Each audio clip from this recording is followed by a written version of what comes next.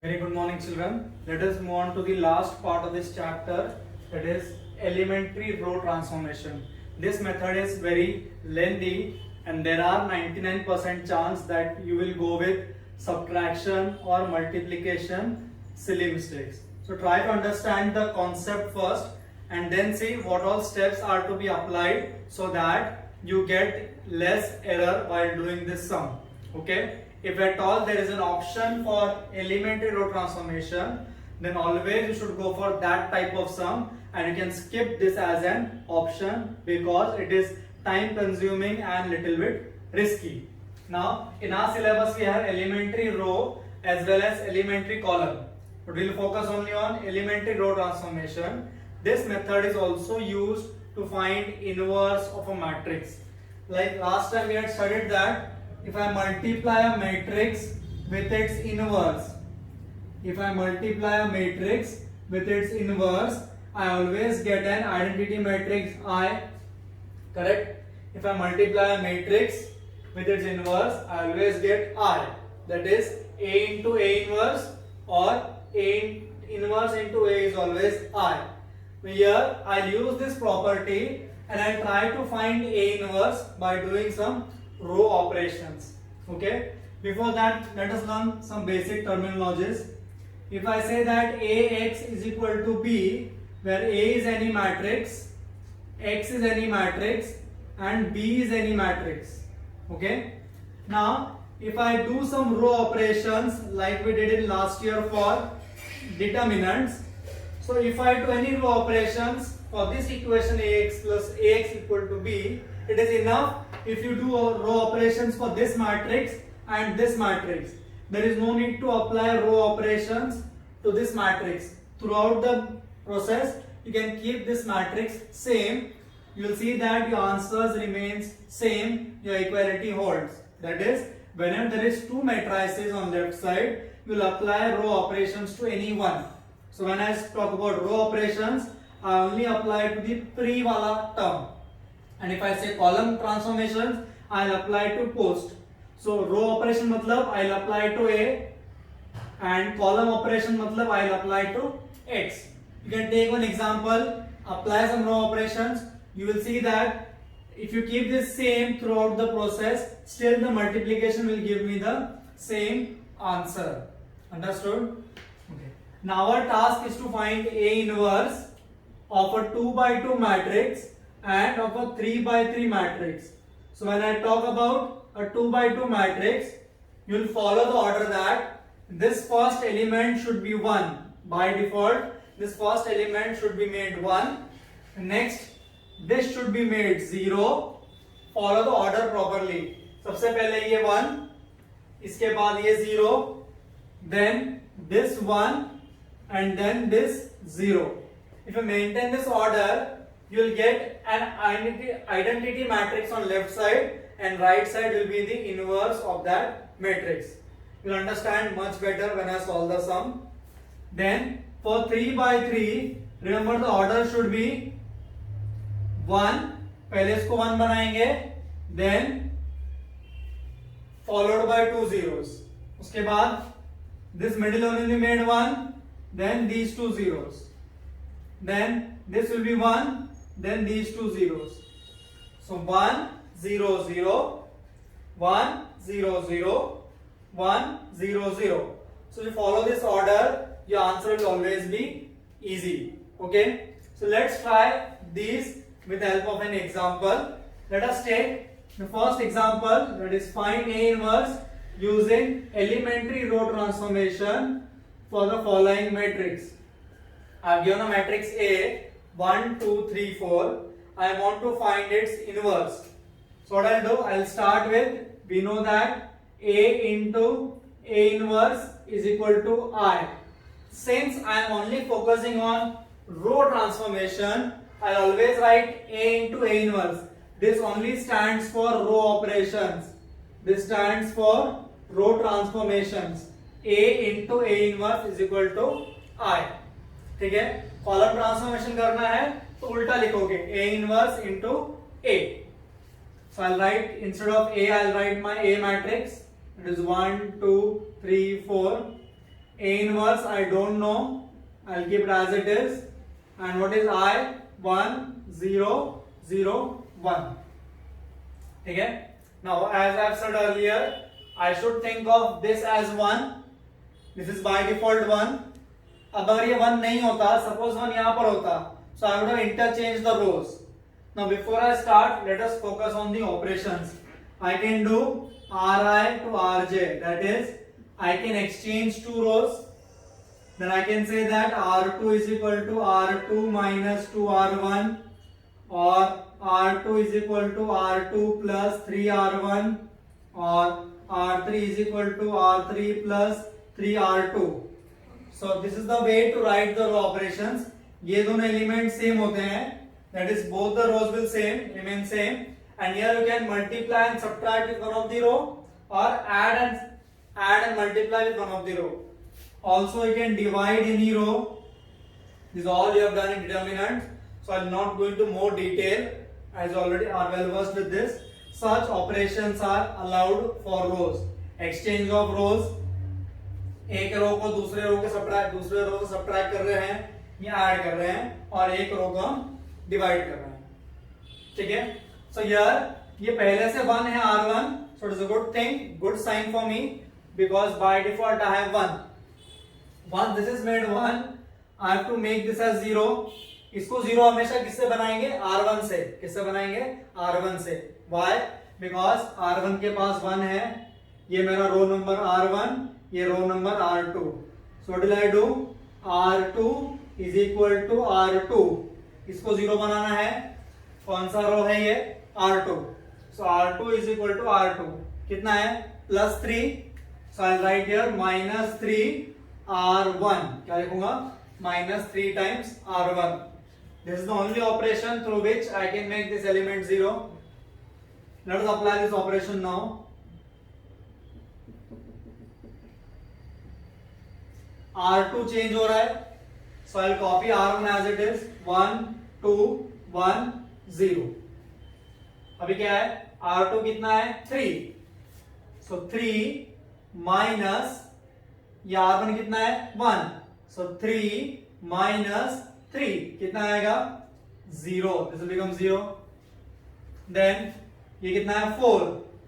4 minus 6. Can you see? 4 minus 6 कितना है? Minus 2. Many times we forget to apply operations on this side and then we end up with the wrong answer. तो ये कितना है? 0. So 0 minus 3, that is minus 3. Then 1 minus 0 कितना आएगा? 0. Understood? तो see, ये 1 बन गया, ये 0 बन गया. Now next task is to make this as 1. That is the element. जब भी 1 बनाना हो, always think of division. क्या करोगे? चाहे 2 by 2 हो, 3 by 3 हो, जब भी ये 1s बनाने हो, you always think of division operation. मैं क्या करूंगा? R2 रो को I'll divide by minus 2. R2 रो को I'll divide by minus 2. क्या मिलेगा? Again R1 is not changing. I'll write as it is. So 1 2 1 0. इसको माइनस 2 से डिवाइड करना है, तो ये 0 रहेगा. This will become 1. Minus 3 bye minus 2 कितना हो जाएगा? 3 by 2. एंड 0 बाय माइनस 2 कितना आएगा? 0. करेक्ट. सो 1 0 1 बन गया है. अब इसको 1 बनाया है, तो इसके ऊपर का 0 बनाना है. So whenever we make 0, we take advantage of that 1. 1 किसके पास है? R2 के पास. तो हम करेंगे यहाँ पर R1, क्योंकि R1 के 2 को 0 बनाना है. So R1 is equal to R1 कितना है? Plus 2. So I'll write minus 2 R2. See, once I have done with R1, again मैं R1 के साथ ऑपरेशन नहीं करूंगा. समझ में आया? R2 का 1 बनाया है, तो अगला ऑपरेशन किस साथ आएगा? R2 का 1 के साथ. Let us do that now. Now here R2 is not changing, है ना? R2 is not changing, so copy as it is. जो बना है उसे बिगाड़ना नहीं है. अगर ये बिगड़ रहा है 1, मतलब ये ऑपरेशन रॉन्ग है आपका. So 1 minus 0, 1, R1 कितना है 2, सो 2 माइनस 2 कितना आएगा 0, यार 1, R1 कितना है 1 minus 1 minus 2 times R2, R2 कितना है 3/2, 2 2 कट, 1 माइनस 3 कितना होता है -2, then 0 minus 0 0, correct. Can you see, ये बन गया मेरा I अभी, this matrix has become I now, so I will write here, ये मैट्रिक्स I हो गया, so I into A inverse क्या आएगा A इनवर्स, देयरफॉर मेरा A इनवर्स आ गया -2 0 3/2 0, this is nothing but my A inverse. So I have found A inverse by elementary row transformation. Okay. Let's take another example of 3/3. The matrix given is 3 2 6 1 1 2 2 2 5. ठीक है, this is the matrix given to you. Now we need to solve this. That is, I want to find A inverse. So what will I write? Again I am performing row operations, so I'll write A into A inverse is equal to I. तो A की जगह पे A copy करेंगे and I की जगह पे I'll write identity matrix 1 0 0 0 1 0 0 0 1. यहाँ क्या आएगा 3 2 6 1 1 2. ठीक है, now look here. I said that my first element should be 1. My first element should be 1, जो कि नहीं है, but second row का first element 1 है. So instead of disturbing this, what will I do to make it easy? I'll just shuffle the rows, and we know that we can shuffle the rows. That is, मैं R1 को R2 बना दूंगा. मैं ये रो पर लेके जाता हूँ, मुझे पहला 1 चाहिए. यहाँ सब्ट्रैक्शन करके प्रॉब्लम क्रिएट करने से अच्छा है, let us take advantage of this one. So what will I do? I will exchange the rows. So when I exchange the rows, I will get like this. तो 1 1 2 ऊपर लिखा मैंने, तो उसका ये भी ऊपर लिखना पड़ेगा 0 1 0, देन 3 2 6 1 0 0, ये 2 2 5 0 0 1. आया समझ में? अब पहला एलिमेंट 1 है, हमेशा याद रखो, since this element has become 1, I have to make these two zeros with help of this 1. Zeros हमेशा 1 की मदद से ही बनेंगे. Are you getting it? So here I will say R2 is equal to R2, ये कितना है +3, so I will write -3 R1. Then R3, ये रो नंबर 3 है, इसको भी 0 बनाना है. सो R3 is equal to R3, ये कितना है +2, तो I write -2 R1. I can do 2 operations on different rows at the same time. मैं R2 और R3 पे कर रहा हूं डिफरेंट ऑपरेशंस. सो हमेशा याद रखना है, अगर 3/3 में पहला एलिमेंट 1 है, तो पहले 2 ऑपरेशन हमेशा R1 के साथ ही आएंगे. पहले 2 ऑपरेशन किस साथ आएंगे? R1 के साथ. कैसे? +3 तो -3, +2 तो -2. Now what is not changing here? R1 is not changing, तो हम R1 पहले कॉपी कर लेते हैं. Let us copy R1 1 1 2 0 1 0. अब क्या है ये 3. You have to be very smart for calculation. 3 -3 कितना आएगा 0. 2 -3 -1, 2 -3, then 6 -6 0, 1 -0 0, 0 -3, दोनों 0 तो 0 लिख दो. ठीक है, अब R3 के साथ 2 -2 0, 2 -2 0, 5 -4 1, 0 -0 0 minus 2, 1 minus 0, 1. ठीक है. Now once I have made this 1 and these two zeros, मुझे ये 1 बनाना है. ये तो बहुत आसान है, सिर्फ -1 है. तो मुझे क्या करना है, R2 को माइनस से मल्टीप्लाई करना है. And as said I can multiply minus sign to any row. So मैं R2 को किससे मल्टीप्लाई कर रहा हूं, -1 से. तो मेरा क्या हो जाएगा, मैट्रिक्स 1 1 2 A इनवर्स. मेरा R3 भी चेंज नहीं हो रहा है. 0 0 1 0 -2 1. पूरे R2 को मुझे किससे मल्टीप्लाई करना है, माइनस साइन से. तो क्या मिलेगा, 0 1 0 0 3 0. ठीक है ना. ये 1 बन गया है. 1 0 0 के बाद ये 1 होना चाहिए. ये 1 के बाद ये दो एलिमेंट 0 चाहिए. कौन से एलिमेंट, ये दोनों element. We are very lucky, ये पहले से 0 है. सिर्फ इसको 0 बनाना है. किसको, इस 1 को. तो जब इस 1 और इस 0 की बात होती है, अगला सारा ऑपरेशन R2 के साथ होगा. किसके साथ होगा, R2 के साथ. So R1 is equal to R1. ये कितना है, +1. तो यहां करेंगे -1 टाइम्स R2. क्या करेंगे, -1 टाइम्स R2.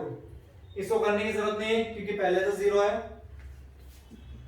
मतलब अगला ऑपरेशन किसके साथ आएगा, हमेशा R2 के साथ. किसके साथ, R2 के साथ. R1 चेंज हो रहा है, R2 R3 नहीं. 0 1 0 0 0 1 0 3 0 0 -2 1. ठीक है. अब क्या करना है, इन शॉर्ट R1 R2 करना है. तो देखो 1 -0 1 1 -1 0 2 -0 2 0 -2 0. करेक्ट. अब देखो ये 1 हो गया, ये दोनों 0 हो गए. Now this has to be made 1. Again very lucky, ये पहले से 1 है. अगर ये 1 नहीं होता, I would have divided by that number. R3 divide by that number. But ये 1 है, इसे कुछ नहीं करना है. अब ये 1 है तो इसकी मदद से इन दोनों को 0 बनाना है. उसमें से ये पहले से 0 है, तो what is left, only first. So I make this R1 as R1. कितना है, +2. तो -2 R3. वंस अगेन सी, पहले ऑपरेशन R1 के साथ, देन ऑपरेशन R2 के साथ, देन ऑपरेशन R3 के साथ. So only R1 is changing over here.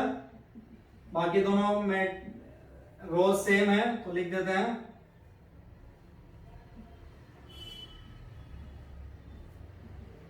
Correct. R1 -2 R3 R1 -2 R3 1. देखो ये चेंज नहीं हुआ है. ये 0 भी डिस्टर्ब नहीं होना चाहिए. 0 -0 0 2 -2 0 0 -0 0 -2 +4 2 आ जाएगा. 0 -2 -2 आ जाएगा. Correct.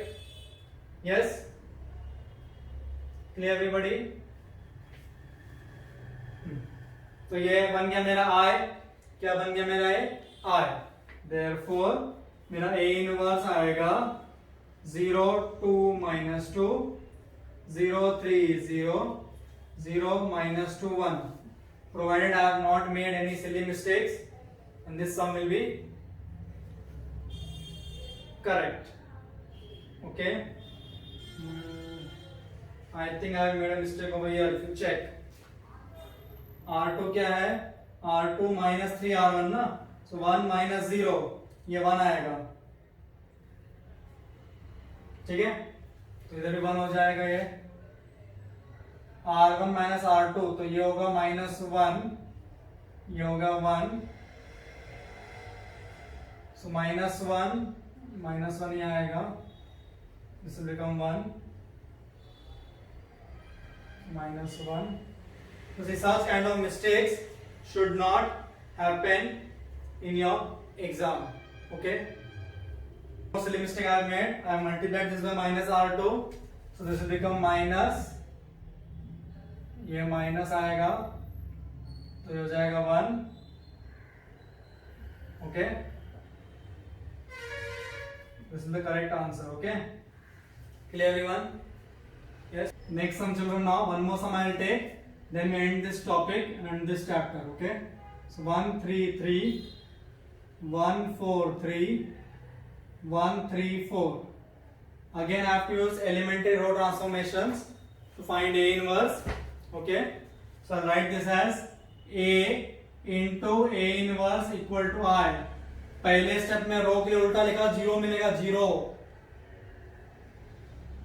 So A into A inverse is equal to I. 1 0 0. क्या है? 1 3 3 1 4 3 1 3 4. Now see, ये 1 है, इन दोनों को 0 बनाना है. ये तो बहुत इजी है. First operation should be done with R1 ना. So R2 is equal to R2 plus 1 है तो माइनस 1. अगेन R3 भी क्या आएगा? R3 प्लस 1 है तो माइनस 1. तो क्या हो जाएगा ये? A inverse. Only R1 is not changing, so let us copy R1 as it is. 1 minus 1 0 1 0. This minus 1. Be careful with the calculation mistakes. Again 0 0 1 minus 1 0 1. 1 0 0 हो गया. ये भी बाय डिफॉल्ट 1 है, तो अब 0 किसको बनाना है? सिर्फ इसको. किसकी मदद से बनाएंगे? इस 1 की मदद से. So R1 is equal to R1 कितना है? प्लस 3, तो minus 3 R2. Correct? No matter how many sums I solve, it depends how much you practice. So 1 minus 0 1, 3 minus 3 0, 3 minus 0 3, 1 plus 3 कितना आएगा? 4. 0 minus 3 और ये 0. Rest remains as it is.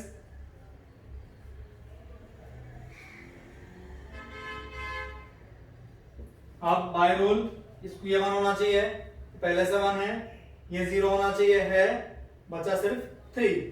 सो किससे operate करेंगे इसको? R3 से.